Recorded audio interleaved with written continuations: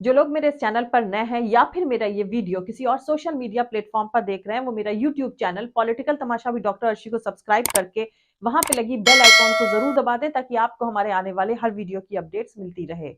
और दोस्तों, अगर आपको हमारा काम पसंद आता है, हमारे वीडियोस पसंद आते हैं, तो www.patreon.com/dr अर्शी खान पर जाकर डोनेट करके आप हमारे काम को सपोर्ट कर सकते हैं। तो चलिए आज के सियासी तमाशे के सफर को शुरू करते हैं।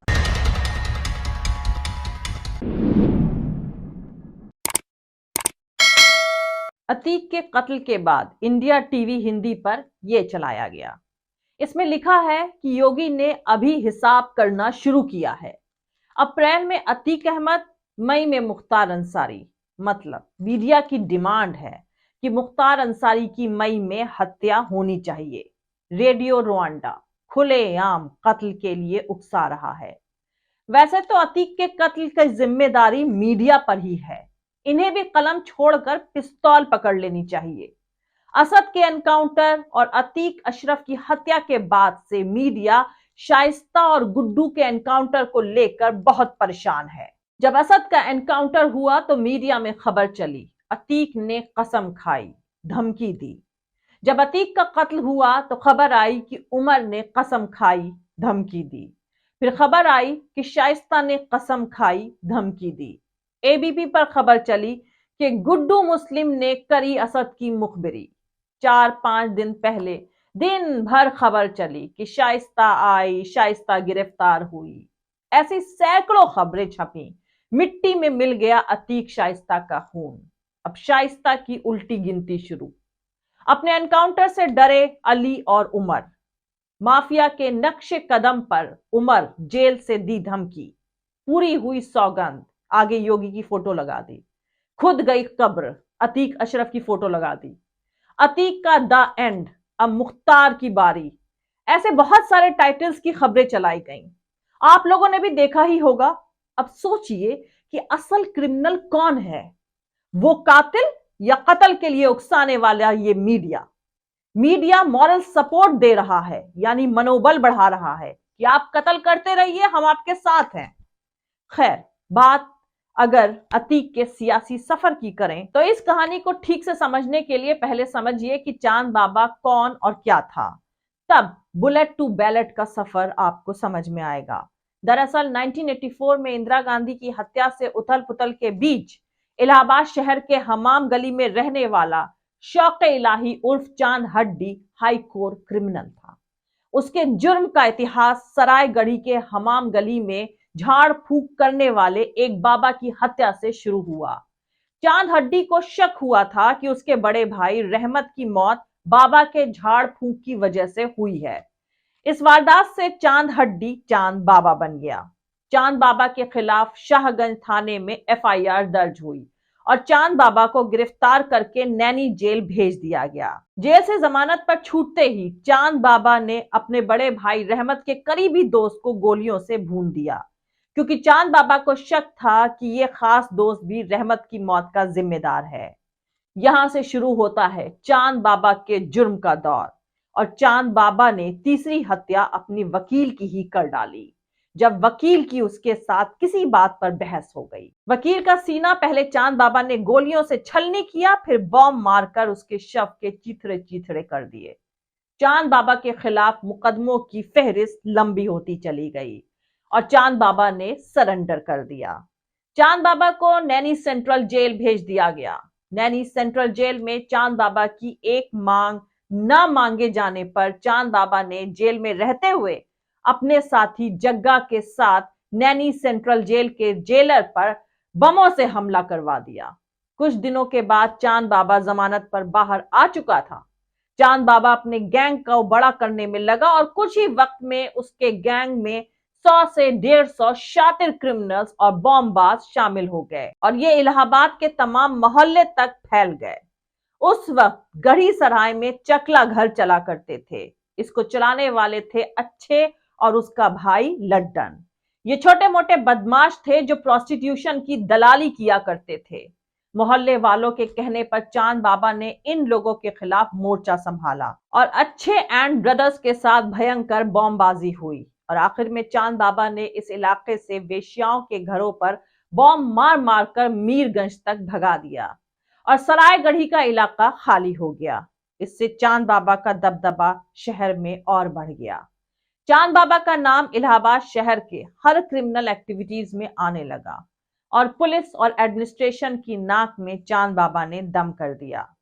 पुलिस ने चांद बाबा को पकड़ने की कोशिश शुरू करी। उस वक्त शहर के कोतवाल आए नवरंग सिंह ने जून 1986 के एक दिन सारे थानों की पुलिस बुलाकर चांद बाबा की घेराबंदी शुरू कर दी।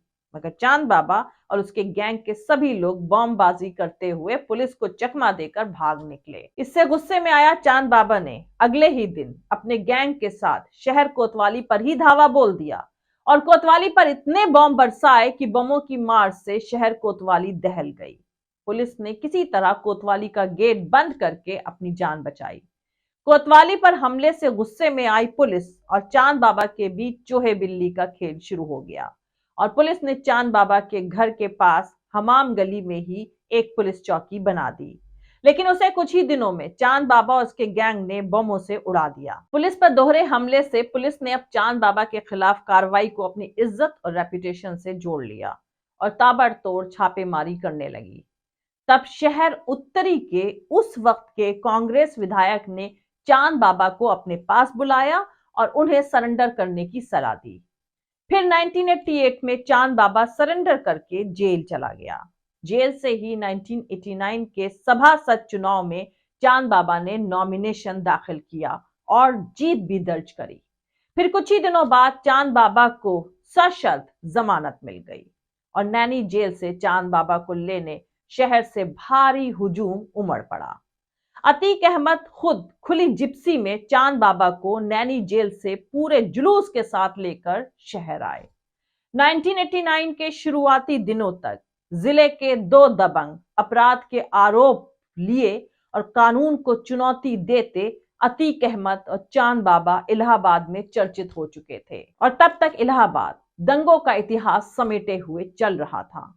जो लोग इलाहाबाद को जानते हैं वो इलाहाबाद की ज्योग्राफिकल सिचुएशन को भी जानते होंगे। इलाहाबाद जंक्शन सिटी साइड के सामने मेन सड़क लीडर रोड आगे बढ़ती हुई जॉनसनगंज तक जाती है और फिर हिवेट रोड से होती हुई ये रामबाग तक पहुंचती है। इलाहाबाद से गुजरने वाली ये दूसरी जीटी रोड है। पहली जीटी रोड चौक नखासकोना, खुलदाबाद, हिम्मतगंज और चकिया होकर निकलती है। ये सड़क इलाहाबाद के दो हिस्सों में बंटती है। इसके दाहिनी तरफ मुसलमान मेजॉरिटी वाले इलाके आते हैं और दूसरी तरफ हिंदू मेजॉरिटी वाले इलाके आते हैं। इन मोहल्लों में अक्सर दंगे हो जाते थे जो बहुत बड़े तो नहीं पर शहर को अनस्टेबल करने के लिए काफी थे। शौके इलाही उर्फ चांद बाबा घनघोर मजहबी शख्स था। इलाहाबाद में हुए दंगों में वो अक्सर शामिल रहता था। इलाहाबाद रेलवे स्टेशन और चौक से 2 किलोमीटर दूर ही मुस्लिम मेजॉरिटी वाले इलाके में उत्तर प्रदेश आवास विकास परिषद की कॉलोनी है, करैली, मतलब गुरु तेग बहादुर नगर। 1979 में बनी शहर की सबसे करीब ये कॉलोनी अपने कंस्ट्रक्शन के वक्त से ही हिंदू और सिख मेजॉरिटी वाली कॉलोनी थी। इसी कॉलोनी के बीच में वक्फ बोर्ड का एक बहुत पुराना कब्रिस्तान है जिसमें मौजूद मस्जिद के एक्सटेंशन को लेकर अक्सर शहर का माहौल खराब हो जाता था। सरकार का कहना था कि आवास विकास परिषद की कॉलोनी में कानूनन public place of worship band है, तो मुस्लिम लोगों का दावा था कि क्योंकि ये जमीन और कब्रिस्तान वक्फ बोर्ड की है इसीलिए हम इस पर कुछ भी कंस्ट्रक्शन करवा सकते हैं। अब ये कॉलोनी मुस्लिम इलाके में थी और 99% मुस्लिम मोहल्लों के बीच थी, तो धीरे धीरे हिंदू और सिख भाई लोग अपना मकान बेचकर यहां से जाने लगे। फिर 1984 के सिख विरोधी दंगों ने सिख भाइयों को यहां से घर बेचकर जाने पर मजबूर कर दिया। इसके बाद 1985 या 1986 के एक दिन शौके इलाही उर्फ चांद बाबा ने ऐलान किया कि शहर से करैली को जोड़ने वाली नूरुल्लाह रोड को ब्लॉक करके 24 घंटे के अंदर मस्जिद के कंस्ट्रक्शन को पूरा किया जाएगा। जो भी इसके बीच में आएगा बॉम्ब से मारा जाएगा। पूरे शहर में भारी कम्युनल तनाव और डर फैल गया और चांद बाबा और उसके गैंग के लोगों ने वैसा ही किया और नूरुल्लाह रोड को 24 घंटे के लिए ब्लॉक कर दिया गया। लगातार बॉम्ब बरसाते रहे और उस मस्जिद में 24 घंटे के अंदर कुछ रिफॉर्मेशन करा दिए गए। 24 घंटे के बाद भारी पुलिस बल के साथ आवास विकास परिषद के लोगों ने मस्जिद का कुछ री इंफॉर्मेशन वाला हिस्सा हटा दिया। मगर इस इंसिडेंट के बाद से करेली से गैर मुसलमानों का पलायन शुरू होने लगा। ये सभी लोग मुसलमानों को औने पौने दामों में अपना मकान और जमीन बेचकर जाने लगे। 1988 तक चांद बाबा के सभासद बनने के बाद अमन पसंद लोगों को शहर में कम्युनल झड़प और दंगों का डर सताने लगा। उलट खोपड़ी और सनकी चांद बाबा क्या ऐलान कर दे, ये उस दौर में हर एक को डराने लगा और गैर मुसलमान लोग करेली छोड़कर जाने लगे। डरते डरते शहर के सामने आ गया 1989 का विधानसभा चुनाव और अतीक अहमद ने इंडिपेंडेंट उम्मीदवार के तौर पर नॉमिनेशन कर दिया। अतीक अहमद को नॉमिनेशन करता देखकर आग बबूला हो गए चांद बाबा और उन्होंने भी ऐलान कर दिया कि वो भी विधायक का इंडिपेंडेंट उम्मीदवार होगा और अगले दिन ही उसने भी नॉमिनेशन कर दिया। अतीक अहमद ने चांद बाबा को समझाने की कोशिश करी कि मुस्लिम वोट बढ़ जाएंगे, तो चांद बाबा गालियां देता हुआ कहने लगा कि ठीक है, चलो तुम अपना नॉमिनेशन वापस ले लो, विधायक मैं बनूंगा, तुम जाहिल अनपढ़ विधायक बनकर क्या करोगे। और इसी से अतीक अहमद और चांद बाबा के बीच रिश्ते खराब हो गए और अब दोनों दबंग विधानसभा के चुनाव में आमने सामने थे। चुनावी कैंपेन शुरू हो चुका था। अतीक अहमद इस चुनाव में खुद को कंट्रोल में रखते तो चांद बाबा बेहद एग्रेसिव हो जाता। शहर पश्चिमी विधानसभा चुनाव के कैंपेन में शहर के अटाला, बुढ़ा ताजिया, अकबरपुर, करेली में स्टेज से ही चांद बाबा अतीक अहमद को गालियां देता, अनपढ़ गवार कहकर मजाक उड़ाता और इसी सब के बीच दोनों की दुश्मनी बढ़ती गई। अतीक अहमद के सपोर्ट में चांद बाबा से परेशान हुए लोग, एडमिनिस्ट्रेशन और नेता अतीक अहमद के फेवर में आने लगे, जिसमें शहर उत्तरी से विधायक का चुनाव लड़ रहे उस वक्त इलाहाबाद की एक बड़ी हस्ती भी थी, जिनकी एडमिनिस्ट्रेशन पर तगड़ी पकड़ हुआ करती थी। अपनी कमजोर होती पोजीशन देखकर चांद बाबा बौखलाने लगा और स्टेज से गालियां बढ़ती चली गईं। और फिर आ गया वोटिंग का दिन, 22 नवंबर 1989।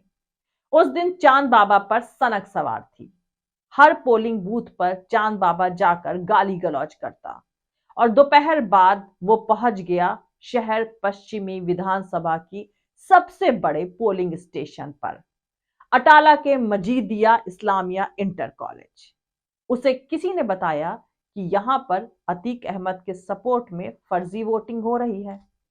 चांद बाबा ने वहां सबसे पहले मौजूद पुलिस के आला अधिकारियों के साथ बदतमीजी करी और साथ में गाली गलौज भी करी। कुछ लोगों का कहना था कि उसने पुलिस के एक आला ऑफिसर का कॉलर पकड़कर चुनाव के बाद वर्दी उतार लेने की धमकी तक दे डाली। तभी उसकी नजर घोड़े पर बैठे अतीक अहमद के पिता फिरोज अहमद पर पड़ी। चांद बाबा पहले तो उनके पास जाकर फर्जी मतदान का इल्जाम लगाकर उन्हें और अतीक अहमद को गंदी गंदी गालियां देने लगा और फिर उन्हें घोड़े से नीचे उतारकर उनकी दाढ़ी नोच ली और उनके ऊपर थूक दिया। अब ये काफी ज्यादा हो गया था और ये खबर फैलते ही शहर पश्चिमी में एक सनसनी फैल गई कि पुलिस और एडमिनिस्ट्रेशन जरूर चांद बाबा को गिरफ्तार करेगा। लोगों में दंगे होने का डर सताने लगा। वोटिंग पूरी होने तक पुलिस और एडमिनिस्ट्रेशन ने सब्र से काम लिया। फिर शाम के 6 बजते बजते विधानसभा चुनाव की वोटिंग बिना किसी बड़ी वारदात के पूरी हो गई। 22 नवंबर 1989 रात करीब 8:30 से 9 बजे के बीच रोशनबाग ढाल पर मौजूद कबाब पराठे की एक मशहूर दुकान जब्बार होटल है। वोटिंग खत्म होने के बाद चांद बाबा को आरिफ नाम के एक शख्स ने खबर दी कि जब्बार होटल पर अतीक अहमद बैठे हुए खाना खा रहे हैं। चांद बाबा अपने गैंग के लोगों के साथ अतीक अहमद को मारने जब्बार होटल पहुंच गया। वो पहुंचा ही था कि अचानक उस पूरे इलाके की बिजली चली गई और चारों तरफ घुप अंधेरा हो गया।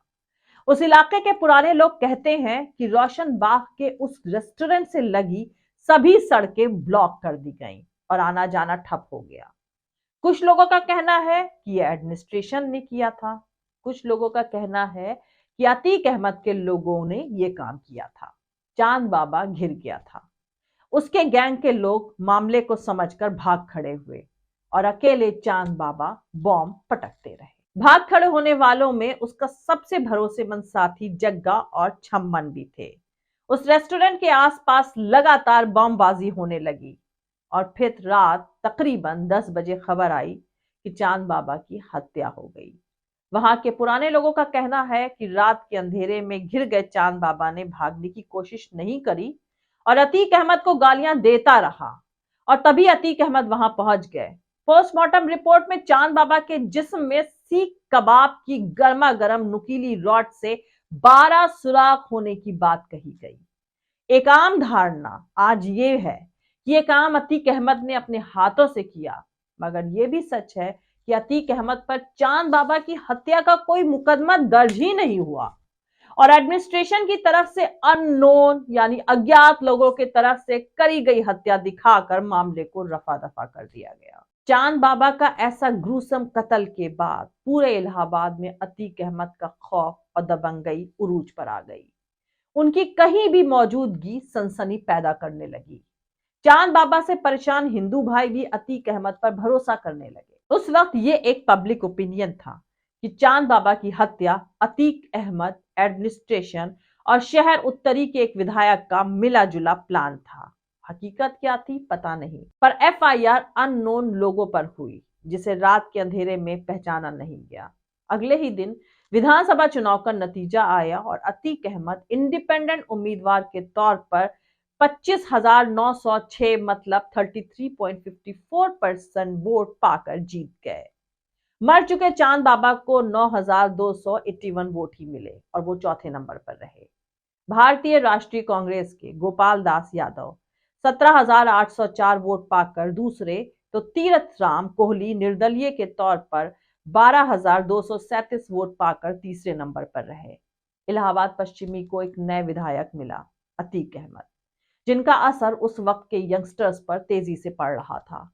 विधायक बनने के कुछ वक्त बाद ही करेली मस्जिद में कंस्ट्रक्शन का काम फिर शुरू करने की कोशिश हुई, लेकिन विधायक अतीक अहमद वहां पर आकर खड़े हो गए और मस्जिद के जिम्मेदारान को बुलाकर ऐसा डांटा कि यह मामला हमेशा के लिए ठंडा हो गया और आज तक ठंडा ही पड़ा है। करेली से इसके बाद पलायन रुक गया। कहा जाता है कि अतीक अहमद ने इलाहाबाद शहर को दंगा मुक्त बना दिया।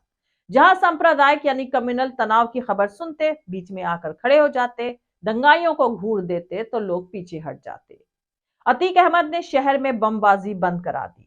ऐसी ही एक वारदात मुस्लिम मेजॉरिटी वाले इलाके बख्शी बाजार की है, जहां से कुछ मुसलमान लड़के सटे हुए हिंदू इलाके महाजनी टोला में पत्थरबाजी कर रहे थे।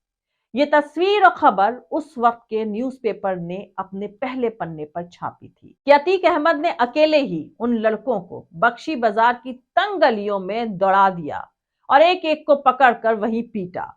इस तरह जहां कम्युनल तनाव होता, अतीक अहमद बीच में खड़े मिलते और इलाहाबाद को आज तक दंगा मुक्त कर दिया। नूपुर शर्मा के हालिया कंट्रोवर्शियल बयान के बाद इलाहाबाद में पिछले साल पुलिस पर पथराव हुआ और भड़के वायलेंस।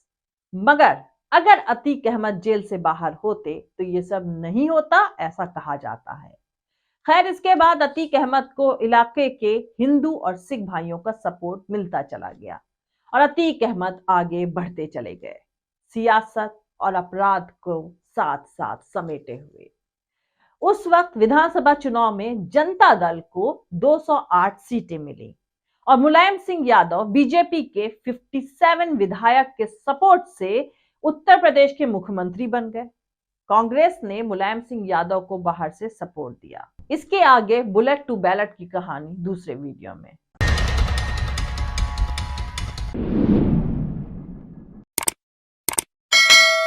तो आज के लिए इतना ही। मिलते हैं अगले वीडियो में किसी दूसरे नए सियासी तमाशे के साथ। जय हिंद, सत्यमेव जयते। अल्लाह हाफिज। दोस्तों, हमारा पूरा वीडियो और दूसरे और वीडियोस देखने के लिए हमारा YouTube channel political Tamasha with doctor Arshi को सब्सक्राइब करके वहां पे लगी बेल आइकॉन को जरूर दबा दें, ताकि आपको हमारे आने वाले हर वीडियो की अपडेट्स मिलती रहे। और दोस्तों, अगर आपको हमारा काम पसंद आता है, हमारे वीडियोस पसंद आते हैं, तो www.patreon.com/dr अर्शी खान पर डोनेट करके आप हमारे काम को सपोर्ट कर सकते हैं।